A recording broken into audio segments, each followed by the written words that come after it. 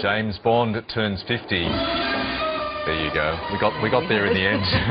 Not quite 007 timing, but close enough. It's International Man of Mystery James Bond's 50th anniversary today, and we're celebrating here with a shaken but definitely not stirred martini. Might I say how very delightful you look? Thank you. It's Roland, Michael Roland. Now, Britain's famous spy, of course, is celebrating his anniversary. It's Global James Bond Day. A number of actors, including Sean Connery at the very start, have played 007 since its debut in 1962, and to talk all about the hits and sometimes misses of the cult series.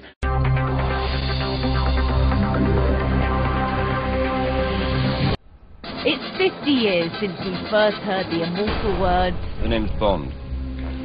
James Bond." Since then, the spy has become a worldwide phenomenon. And the cars, the gadgets and the girls have become entrenched in popular culture. But before 007 was immortalised on screen, he was the literary creation of writer Ian Fleming. However, the critics' initial reaction to the books meant Bond's first mission was very nearly his last. Well, they were rather sort of despised, actually, and rather controversial. And the sort of literary set didn't like them at all, really. And but people bought them. Bond became a screen icon and a box office hit. Tell me what you know of James Bond. He's a 00 and a wild one. Now worth an estimated £1 billion, thanks to the vision of producers Harry Saltzman and Cubby Broccoli. He's also licensed to kill.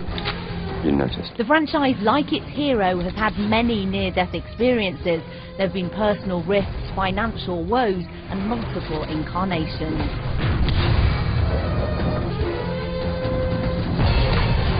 But according to producers, the key to his survival is always in the text.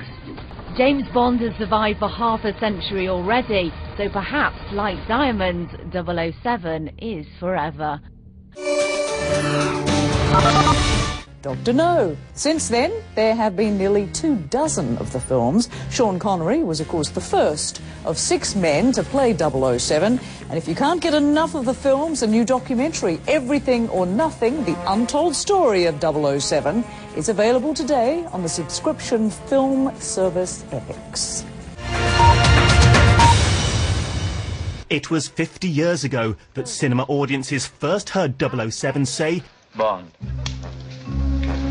James Bond. Lines delivered to the very first Bond girl, Sylvia Trench, played by Eunice Gayson. It's an idea at that. I'd never seen him so nervous as he was that day. So I had to take him into the commissary and have the odd drink. He came back on the set. The name is Bond. James Bond. Wonderful. And who knew it was going to be a huge, iconic success? And that's exactly what Bond became. Thrilling audiences and delivering huge returns along the way. Box office gold to the tune of more than £3 billion worldwide over 22 movies.